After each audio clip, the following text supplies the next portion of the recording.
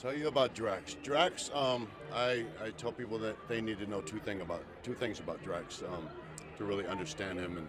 And the first thing is that he is a loving father and husband who is suffering from a lot of heartbreak, and he has channeled that heartbreak into rage and revenge.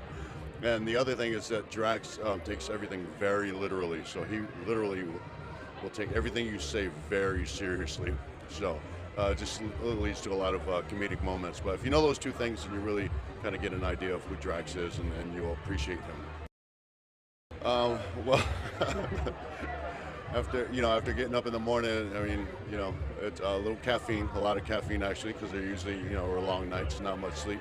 But yeah, it was one of those things that became my routine to roll into the makeup trailer, and sit there or stand there for next 4 or 5 hours with my makeup team, putting my Drax on and getting me together and turning me into Drax. Being here at the premiere in London is absolutely insane. I didn't realize it. I was told that it was going to be smaller than the Hollywood premiere, and if this is smaller, you really can't tell. But yeah, it's crazy as you would think it is. It's a little overwhelming for someone like me too, who's basically pretty shy by nature. Yeah, it's a bit insane. The best experience on set, I think, was just really the interaction with the rest of the cast and director and the crew.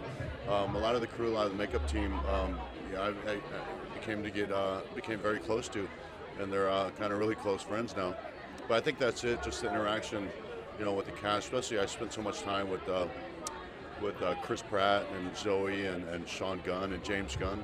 So these guys are going to be my lifelong friends, and I couldn't pick one moment. It was just, this was 6 months of every day just fun and fun and fun and more fun, and just creative people being, making a movie it's incredible. I think it's going to be by far the biggest movie of the summer. Sorry, I'm rambling, but I'm so excited about it, and I'm really proud. I'm really proud of this film.